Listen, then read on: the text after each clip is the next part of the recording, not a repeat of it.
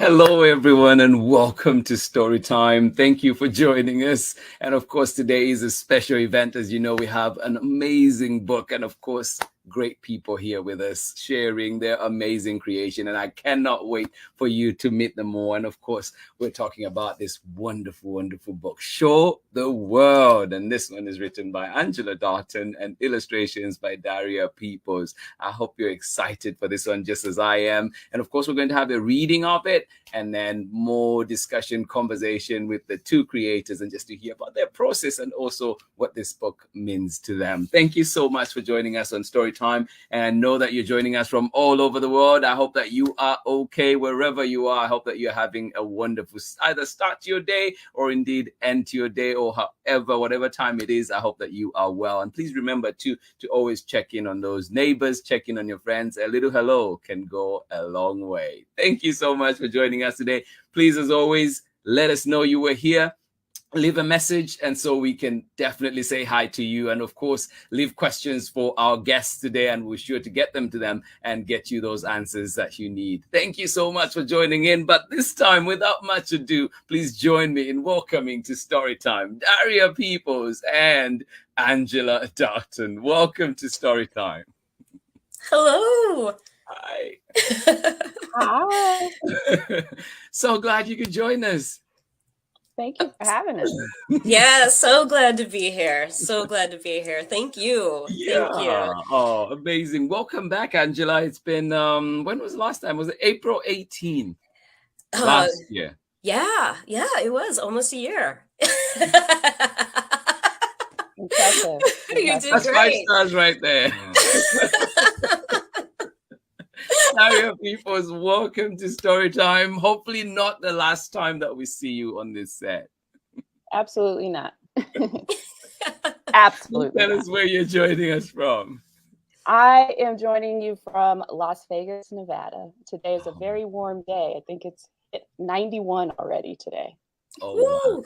Oh, wow. Yeah. And I remember we were complaining just here in Oakland. There was a day, I think it went to close to 80. And there was definitely complaining about just how hot it was, and nobody wanted to be outside. That's a nice cool breeze. Nice. So, it's interesting because I just had recently somebody from Las Vegas that was on, or living in Las Vegas right now, Carter Higgins. So we're talking about, I think we read, what did we read that day? Circle Underberry, one of her books. But we're talking, is Vegas all about the Strip? No, I don't think so. I haven't been there in a while, so I don't know. But there are a lot of wonderful communities on the outskirts of, Las Vegas that are anywhere from 20 to 30 minutes away, where just regular families live, and not all of us live in the casinos. So we have houses and backyards and garages. Yes. Oh, well, good to know. Good to know. Thank you for joining us. How about you, Angela? Where are you joining us from today? I am joining you from Oakland, California. Woo-hoo. Thank you. And Angela, what's, I know Oakland is fast. What do you love about this city? Oh, the people. It's always about the people, the culture, the arts, the history. I mean, it's just magical. I don't like to brag about it too much because I don't want more people to move here. But I'm trying to keep it all from myself. But, it's about the people, and especially, people of color here, just the pride and the love that they have for the city and for each other. And, I come here by way of Minneapolis, Minnesota.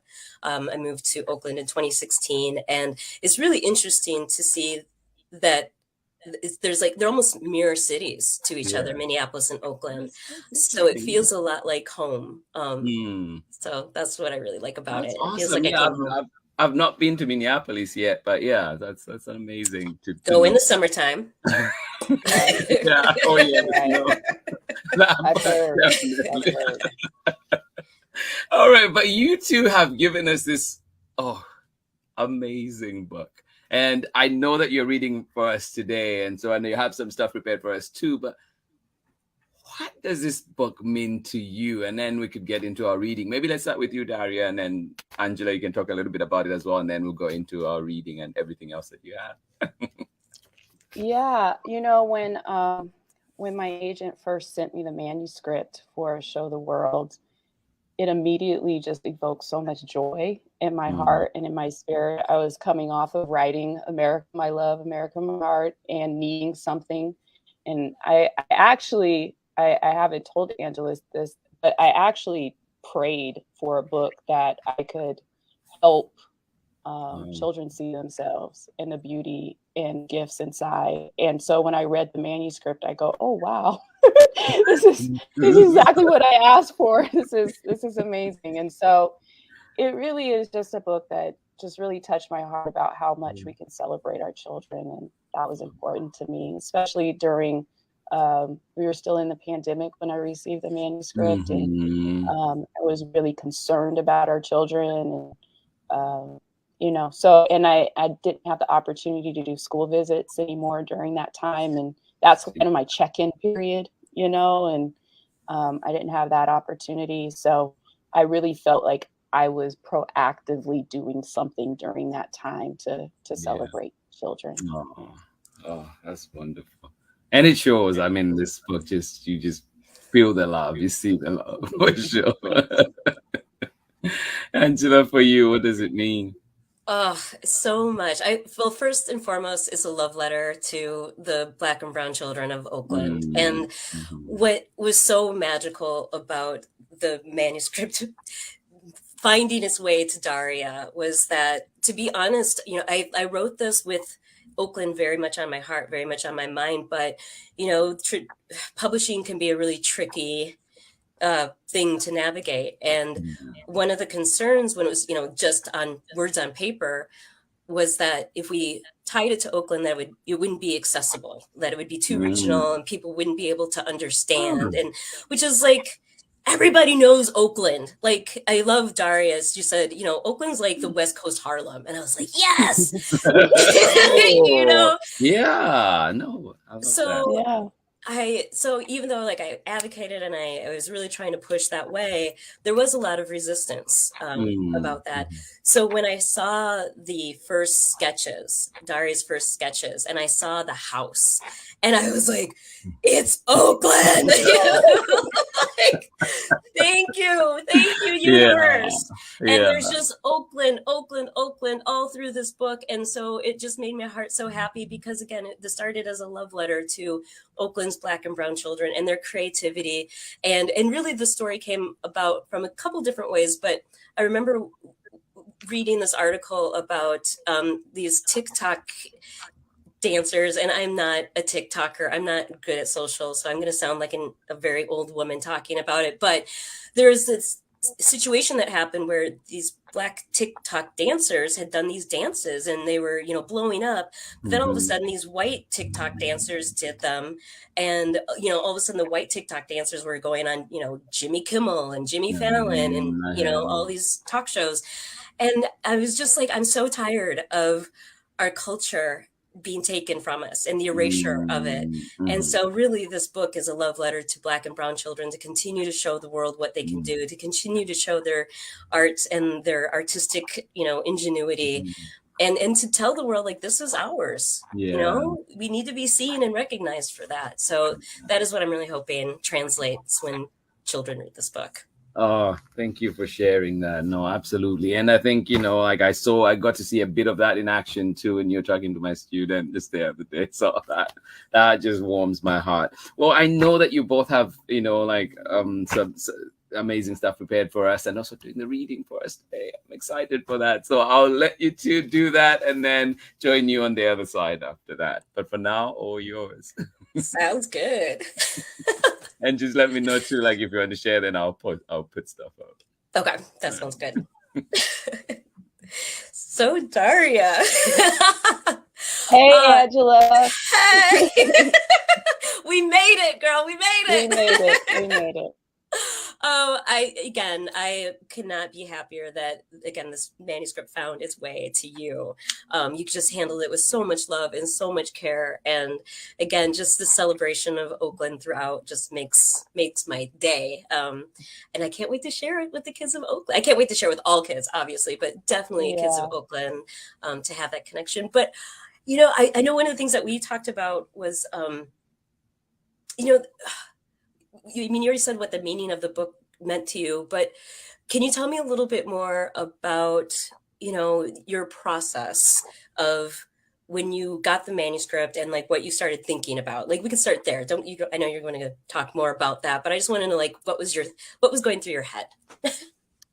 Well, one of the things that I kind of learned to do from my mentor, Floyd Cooper, he suggested I kind of changed my process, and I started to change it with America, and I completely changed it with Show the World because it came right after.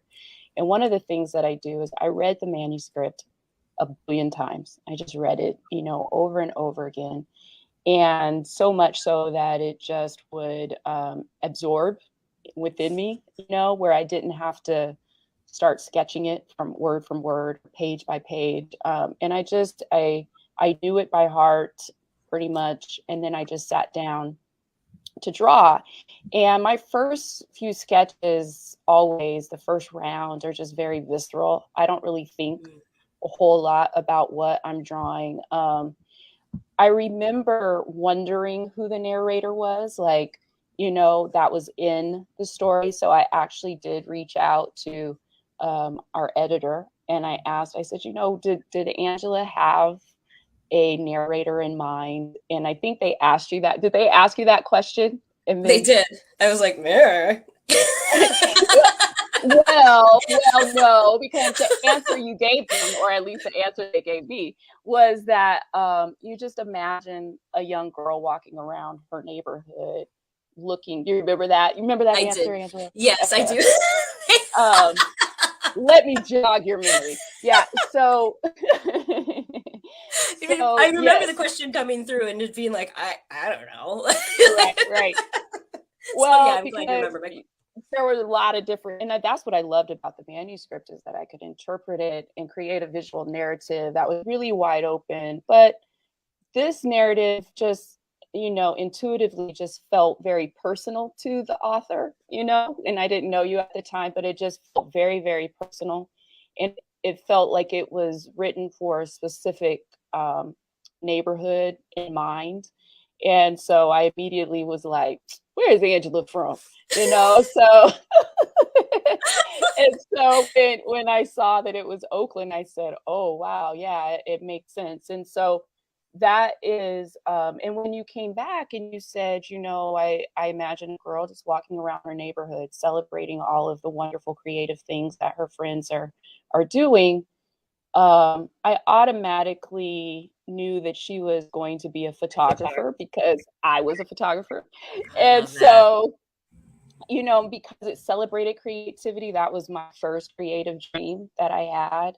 And I still pretend as though I'm a traveling photographer. So I just saw that, through her lens, like I could show all of these different creative outlets through the lens of her camera. And so that came about. And then automatically, I knew that she lived with her grandmother. I didn't know why at the time until after I was all done with the sketches. But during the making of Show the World, while I was sketching, my own grandmother her health was declining. And every summer, I used to spend every summer with her. And I think it's amazing what happens subconsciously when you're creating art. But it wasn't until maybe the second or third round of sketches that I realized, oh, wow, that's Momo. And so one of the things that I would always watch her do and help her do was to hang the clothes on the line. And it was just so subconscious that was the beginning of the story. And it just developed from there. And once I got the sketches approved, I went into final art. So that's kind of the background of Show the World. I love that. And what I also love too, because you and I really, again, publishing, we didn't really talk to each other Mm-mm. until after the book was over. I mean, Mhm. like not over, but was off to printing. Right. Right. And, so to hear you talk about it now is just like, it just feels like there's so much synergy to it. Mhm. Because, so you asked, like, who was the narrative? What was going through my head as I was writing it. And honestly, I feel like sometimes as a writer, there's always pieces of you, right? And I think you know this as an author, there's always pieces of you that end up in your stories. And that can be a little bit, it feels exposed, like you're exposing pieces Yeah. of yourself. Right. So I think like when you asked me that question, like my defenses went up, like, don't tell her it Right. was Right. you. Right. But it's true. The books that I have to date, there's always a common theme of it's a Black girl who is centered as the main character. That's really important to me. The first book that I published, If You Look Up to the Sky, was a love letter to my great grandmother and something she said. So Wow. I love that you have that connection and that you brought your grandmother to this story, because that's the theme that bubbles up for me a lot. So Yeah. that makes me really happy to hear that. Oh, Yeah. Absolutely. Yeah. well, should we start our presentation and we can talk a little bit more Sure. about ourselves? Sounds Okay, good. well, hopefully this will work.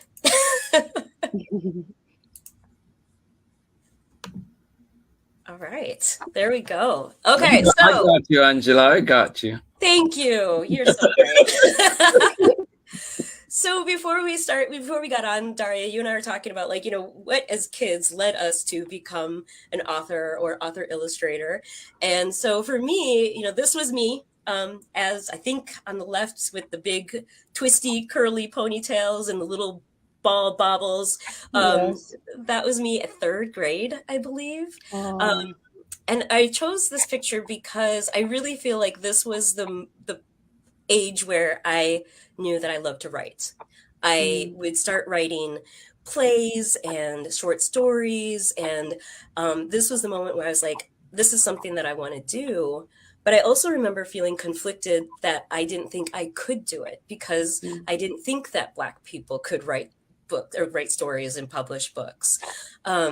And so I hold on to this picture and I look back to it a lot when I'm feeling a little defeated or deflated because there's a lot of rejection in publishing. And I remember, like, so I just try to remind myself of like, at this age, you didn't think you could do it, but you are doing it now. To remind myself of all of the path that I've taken. The middle picture is, I think, also representative of me, of like, I was a reader. I was a book nerd. I like that top picture is me. I went to a Christian school in Wheaton, Illinois. I was maybe one of like 2 or 3 Black kids out of the whole school. So I was like in every single newsletter because I was the only one that was always reading. So they we read here. We read here. She reads here. That's get her. Yeah. So my mom is like all these, newsletters from like, and I'm like, oh, yep, there I am again.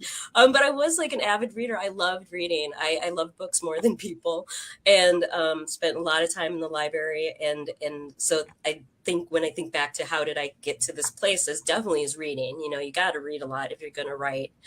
And then the last picture, when people ask me about what was I like as a kid, I think this picture definitely symbolizes me or captures me as a kid. I was very dramatic as a child, as you can see. I love to perform. I love to, I said I wrote plays. So one of the things that I would do is write a play and then get all the kids in my neighborhood to perform the play. But I was the director because I really liked, telling people what to do. So this is that picture of me as a kid. I loved being, I love telling stories. I've always just loved, telling a story in some way, shape, or form. So that we're kind of like the complete opposite, Angela. Like literally the complete opposite. Well, because I did not care to read at all when I was a child. In fact, funny story. My mother was an English teacher. And right. Yeah, I got it. Yeah. so she kind of, and I was I was a good reader. I just wasn't interested in reading. And I think I look back and I wonder why, but I think it was, two different reasons. I think I was a very active child and I needed to move, and reading was a very sedentary thing that I was just like, I don't really want to sit down right now. I want to move. And so I was very active and involved in sports. But I think the other reason is I didn't see myself, in the books that they were reading at school. But my mother was persistent, and she did a few different things. She herself collected picture books, so they were around our house, and I fell in love with picture books. The problem was that I was like 10, 11 years old, and I was still reading picture books, but I was introduced to, all of the great artists at a very young age, not really knowing that it would be what I would do one day. And my mother herself, she wrote picture book manuscripts and never got published. And it was something that I remembered as a child, her working on. She was also a playwright and an actor. And so she was very creative in that way. And when she found out that I didn't really like to read, I was about 9 years old, and she got me a job. Guess where the job was, Angela? At the library. The library. Oh, good job. Good job. And again, I was just reading the picture books, but I was there. And, and so I think that was definitely the seed was being planted in me. And so my father was a Vietnam veteran. And one thing that he did to kind of calm himself during times that he needed to was he began oil painting. And so that was something that we did on the weekends together, he and I. And so, you put a writer and an oil painter together, you get an author illustrator. So that is, and a doctor and an actor. Those are my two brothers, their professions. But there was one author illustrator out of the bunch. And so, but the signs were very, very early. I just don't think we always pay attention to them. But I think that, our gifts are always apparent. And that's why childhood and children, protecting that for children is so important to me. Mm-hmm. But this is a picture when I was 9. And this was a picture book that I created. I was not the best speller, obviously. I think that's supposed to be Little Miss Misty, not Mizey. But it was written and illustrated by Daria Peoples. Mm-hmm. And some drawings. And I always drew. I had to actually discover that I learned visually, because school wasn't something that I was necessarily great at until I realized that I had to translate words into pictures to learn. And so, yeah, that's kind of my history. I love that. I love that. I tell kids whenever I do author visits, I tell them all the time, definitely it's great that you're in school, like your teachers are here, educators are here to help you, but you have to figure out how you learn, because everybody learns differently. And, I'll even break down like how I would learn, because I'm the kind of person where I have to write pen to paper, like computer is not good for me because I won't retain it. And so I just think that's so important for kids to know that we all learn differently, that, it's okay. And sometimes I'll even share a story from Jacqueline Woodson talking about how she still to this day will read with her finger on the page to connect with the words. So I love that you figured that out. I love that you shared that. Thank you. And I did eventually fall in love with reading. I have more books than shoes. We'll just put it like that. All right. Don't we all? Don't we all? Yeah. All right. Well, are we ready to do this? We are. This is also the first time that you and I are reading this together. So this is going to be fun. It is. Okay, here we go. All right. Here we go. Okay. You start. Well, the first spread is the dedication page. Yeah. So I always love reading the dedication page too. I think that this is also like our own personal love letters for the book. This for me was for my son. I really wanted to share this with him. He's on the road of like trying to build up his career as a music producer. So for me, it was for JDM. My belief in you, in all you can do, is endless. Show the world.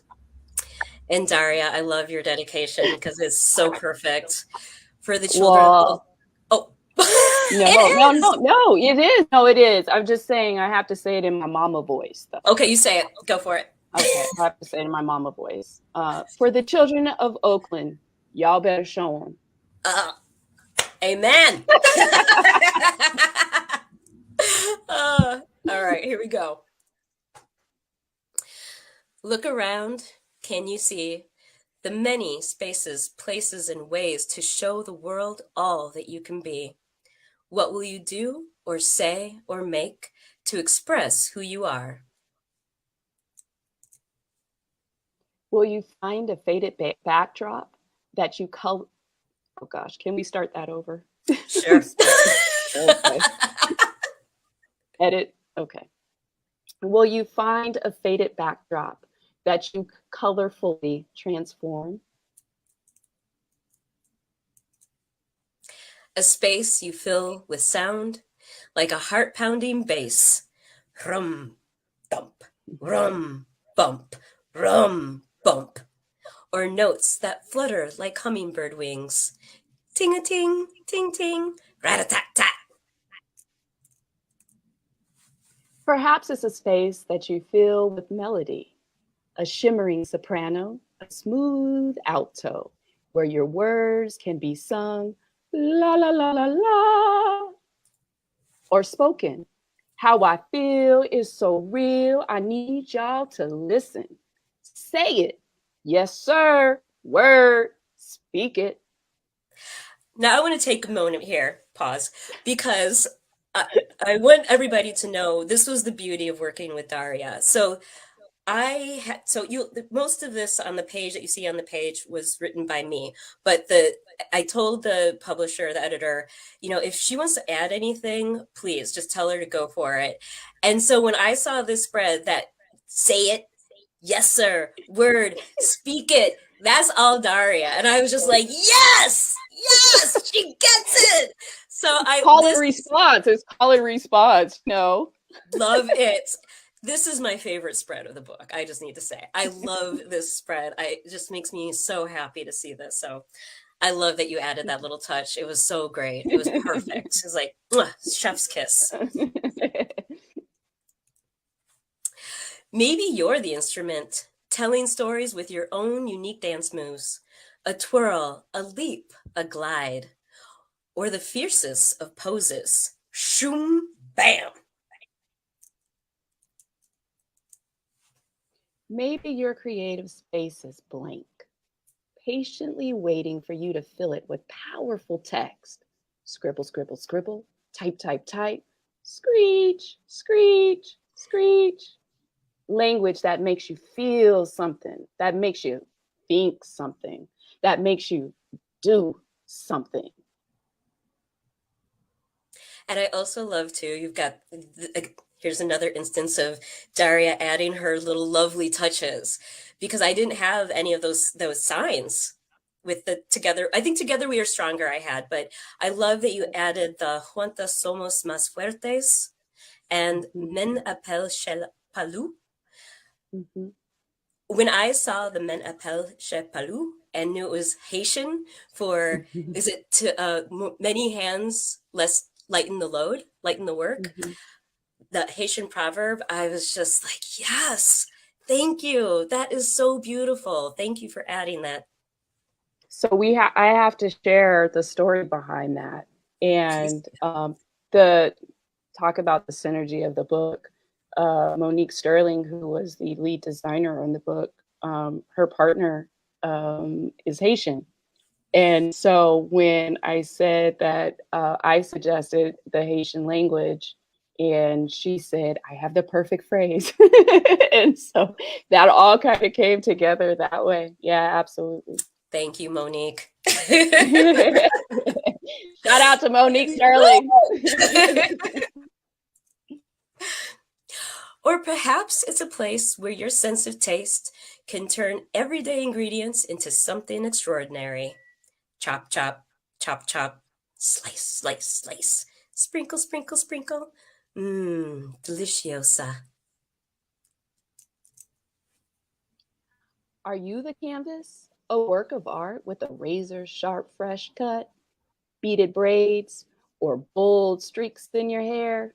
Snip, snip, spray, flip. Like my flip. Anyways, I love that flip. yeah. Okay. I don't have my straight hair today, but maybe your voice comes alive through fabric, your story gathered, formed, stitched, and patterned. A hint of a hint of sparkle tucked here and there. Swish, sash, shush. is your expression captured in a flash? Images that catch your eye, that you share with pride and treasure forever? Maybe you build out of this world inventions. 3, 2, 1, blast off! Beep, bop, boop, bop. Whoa! Is there a place where you shine? A space you fill with all the things that inspire you? Somewhere you can sit quietly while tiny seeds of ideas swirl around your head until one plants itself and begins to grow? What can I do today? Wrong way. Oh no. And grow, and grow. Then one day, Ta-da! We have to read this together. okay. Are you ready to do or say or create something? Do you know what it will be? There's no rush. Take your time. But when you're ready, show the world all that you can be.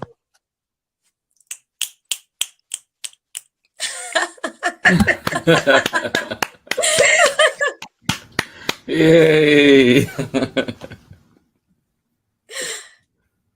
Oh my goodness. I love that so much.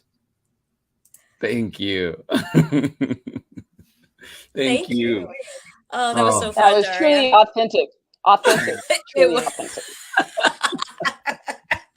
No, like listening to you talk and say you'd not met until the end of this book. I do not believe that. Like it's just so so much. Well, I'll tell you this, Mr. Limata. When my mom saw me and Angela on the announcement together, she was like, "Y'all look like cousins.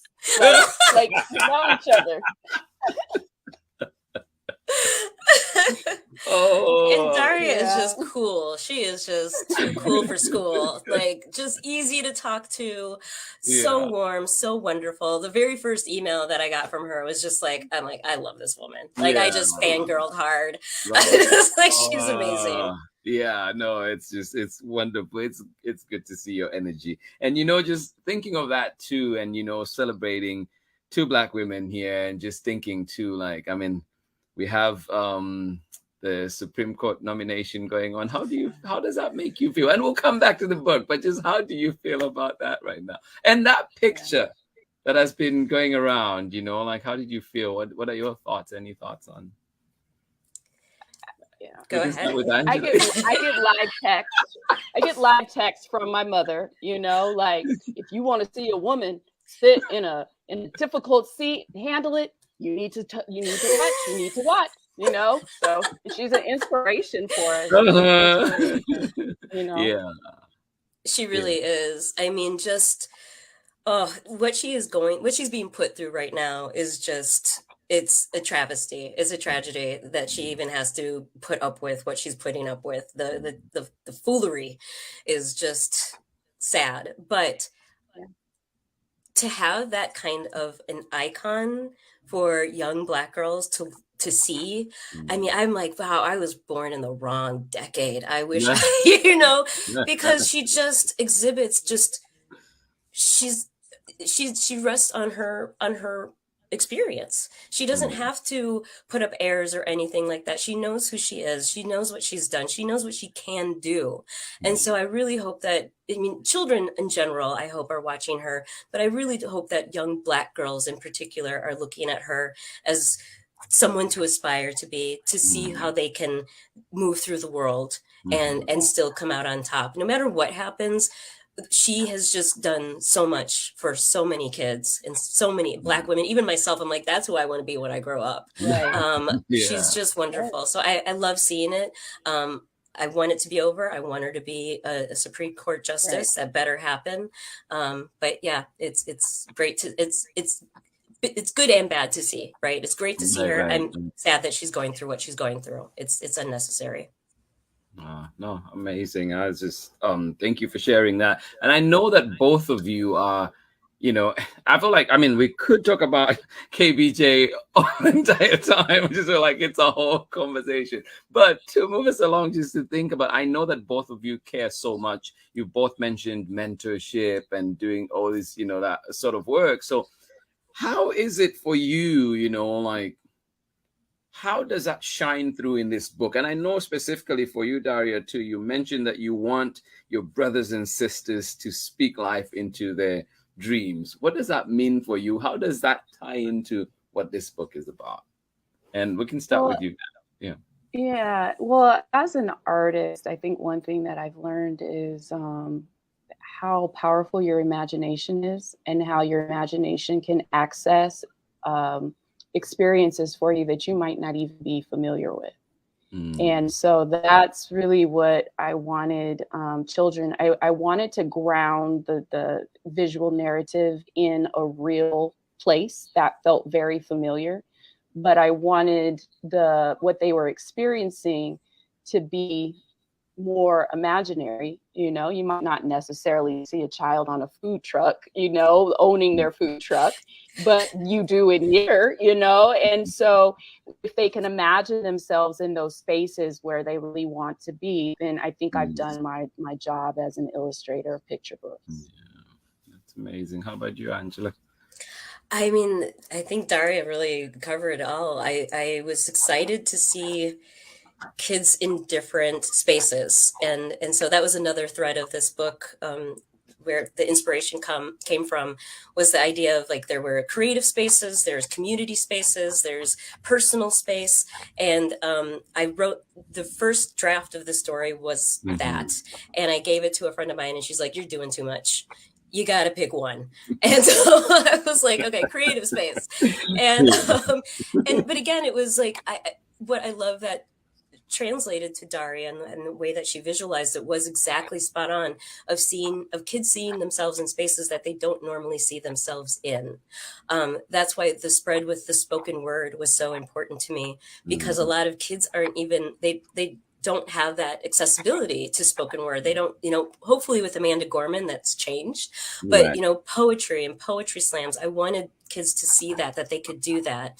I loved, you know, seeing kids in the sewing shop, the fabric shop, making their own clothes. That was, you know, so I just really wanted to do something special that you don't typically see. Daria and I were talking about also that, you know, a lot of books that the story takes place in the city, it's usually New York City, right? And so it's really nice to see this book being something different in addition to that.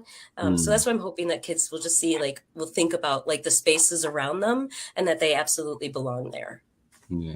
Well, I love it. And it's, you know, like you mentioned when you were talking before before the reading, you mentioned the clothes on the line, and I know that I can relate to that. Even growing up in Zambia, like that's something that I saw my parents, I saw my, you know, like I did myself, or I saw my grandmother do it. And it's just so interesting to see how a touch like that, even as worlds that seem so far removed, is that cultural intertwining that happens. And so I know you talked about this a little bit, but did you think that this would be as powerful as this is, as it's coming out in the book? Or, you know, like, have you been surprised by that element of it?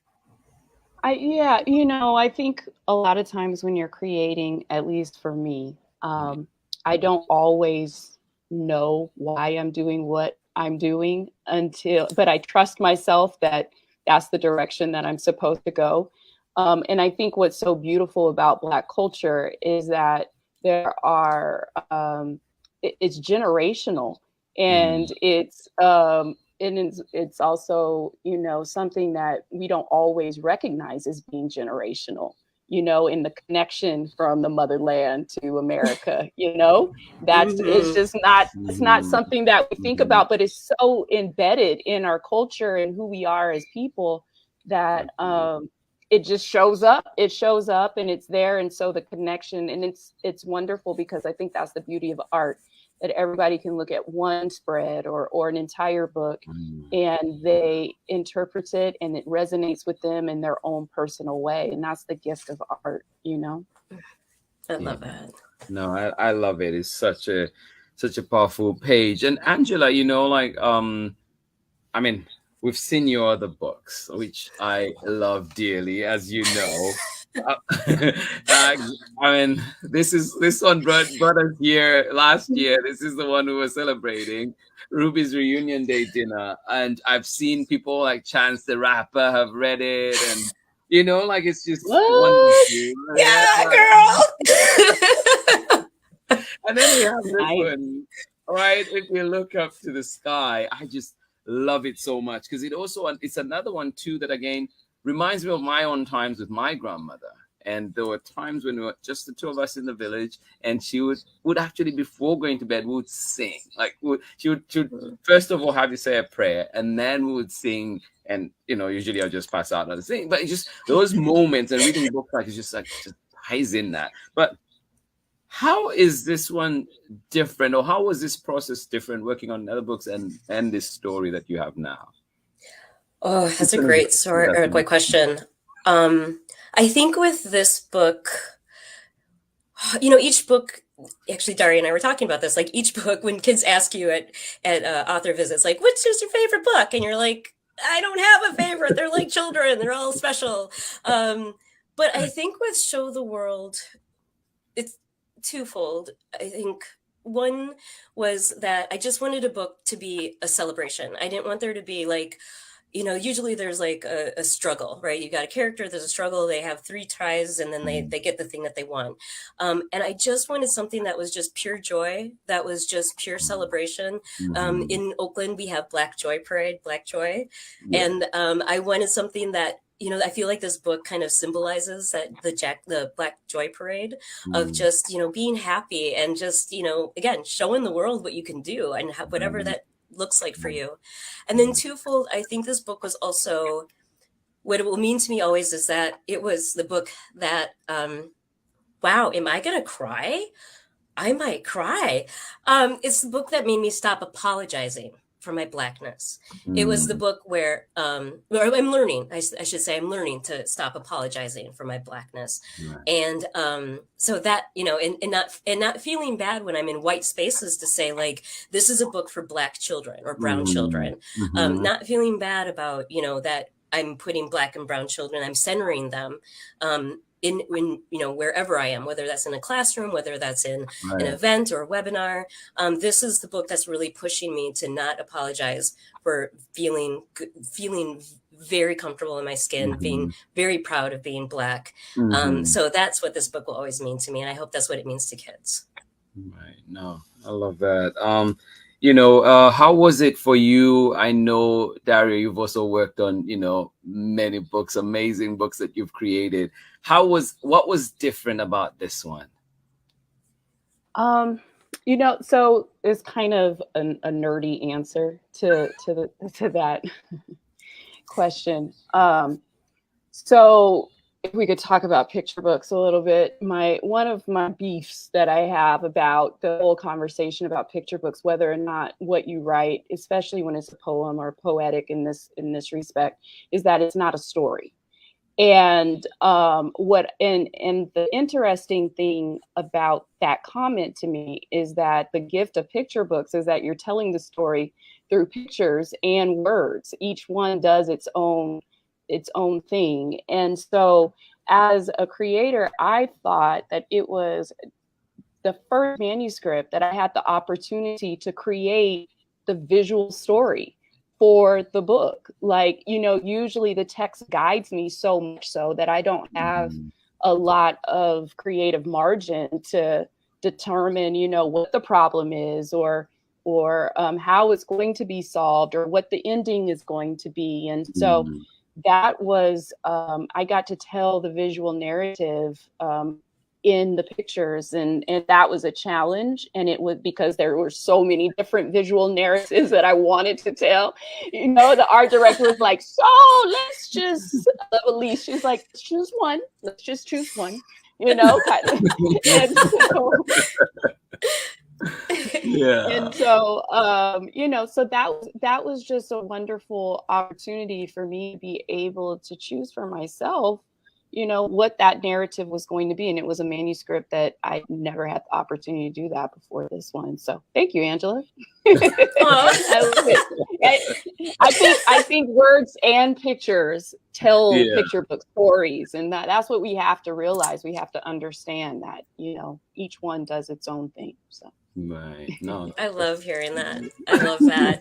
No, I do, because I think a lot of times for writers too, it's hard because you feel like, well, this is my thing. I hear a lot of writers like talking about like, well, this is my thing. And it's like, no, it's not, it's a shared, it's a shared experience. And so that makes me really happy to know that you were able to have that journey with it, Daria, because that's what it's supposed to be. This is our book. It's not my book. It's our book. And so, I always tell writers, I'm like, take yourself out of it. It's not about you. Right. It's about the children ultimately.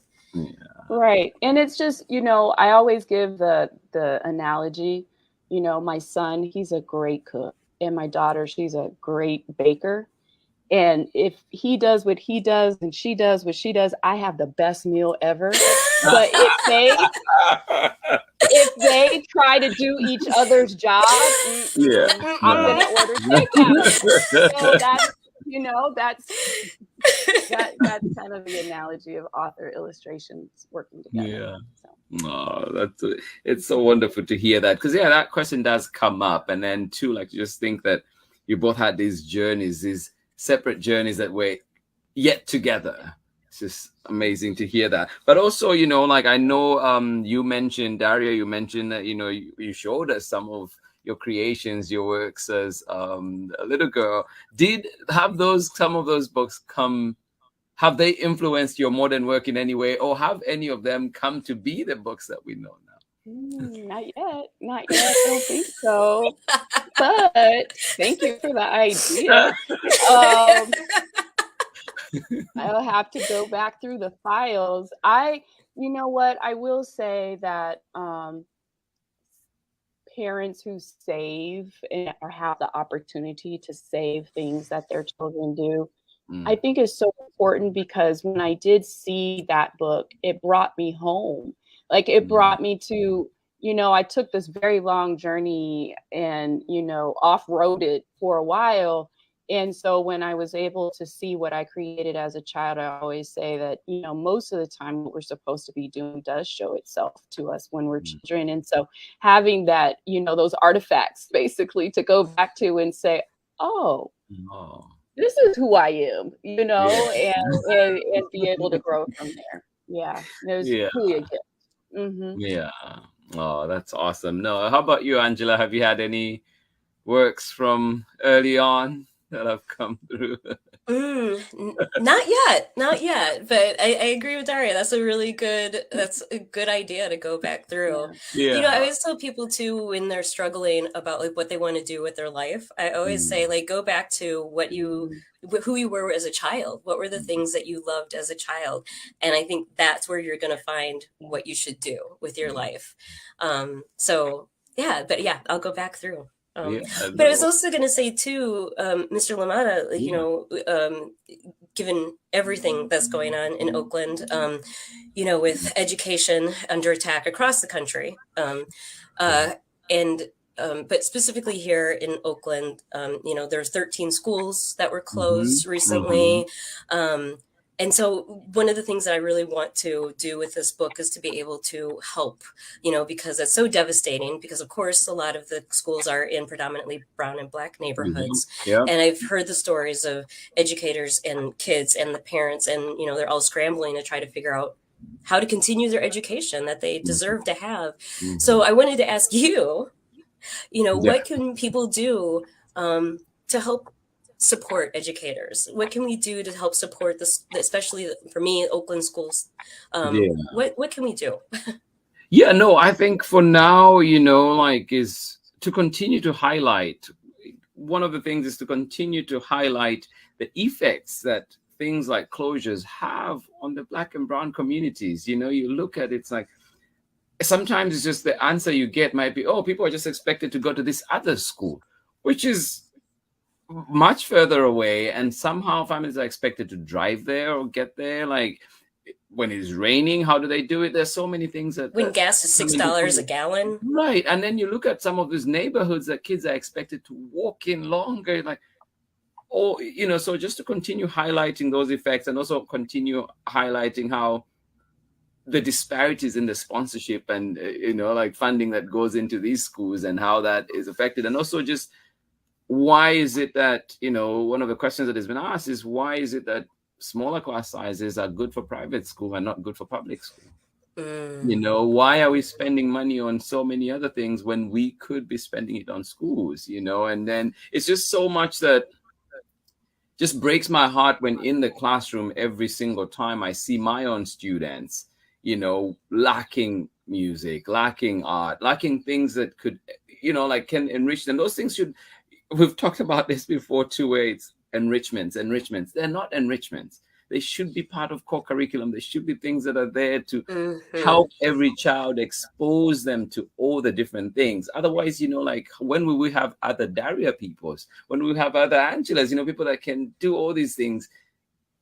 And it's just so, it just frustrates me so much, because even when you push for things like that, there's so much pushback from powers that be, and you wonder, it's like, wait, this is not for me, it's for our kids. What is, you know, why are you so opposed to this? Like, are you trying, you know, like, just looking at it again, the kids that will be affected most are the Black and brown kids. The ones that are missing out. They're the ones that won't be able to create a pod when there's a pandemic. They're the ones that won't be able to have extra tuition, somebody coming to do music, and so, you know, like, with them privately or whatever else. And so it's just looking at that and continuing to highlight, continuing to show up in many spaces. I think one of the things you mentioned in the book is, what will you do or say or make to express who you are? And I think that goes to show that you care for your community, to show that, you know, like, you care for your people. And so what these leaders are doing, what people are doing, the decisions that they're making are showing us clearly that they do not care for certain communities. And so there's marches, like today there was a march out in Fruitvale, and so continuing to show up for things like that, and continuing to hold people accountable, you know, like, for those of us that can vote, like, let's make sure we vote, let's turn up, let's show up, and keep calling out people for everything that they're doing. You know, this is just such a, thanks for the question. It's just such a powerful topic. So something that I just hold so dearly. And I just hope that, you know, we continue to see change, and continue to see, especially schools like ours here in Oakland, public schools, continue to be funded right. And that means, you know, not just what kids need, not just, you know, they say, oh, we've managed to bring in this for the kids, but also the staff that work in the schools. Like, right now, I had a huge problem. Yes, I agree. The superintendent does an amazing job. It's a big job. They should be getting paid what they're getting paid. But the teachers, the classroom aides, should be paid, you know, like, what they deserve. A livable wage. A livable wage. They should not be, you know, like, having to move far away. People living in Manteca coming to work in Auckland. You know, so you think about that, it's like, you can't have that. That's not sustainable. you know, and so we end up having all these, you know, like teachers leaving and so on. And for some of us that, you know, try to stick around, or some of the people that stick around for a while in those schools, like you're just thinking, like, how long can I keep doing this? How long can we go with this, you know? And how long will our students keep going? Every year they're having to get new teachers that, you know, are not as experienced. And so it's like they're being used as a training every time. And so, yeah, to answer your question, you know, like just keep showing up, keep holding people accountable, and yeah, and just keep highlighting this brilliance that is there within the Black community, within the brown community, you know, showing people that this is what can happen when we nurture correctly these communities. And so, yeah, no, just. Well, thank you for that. Thank you.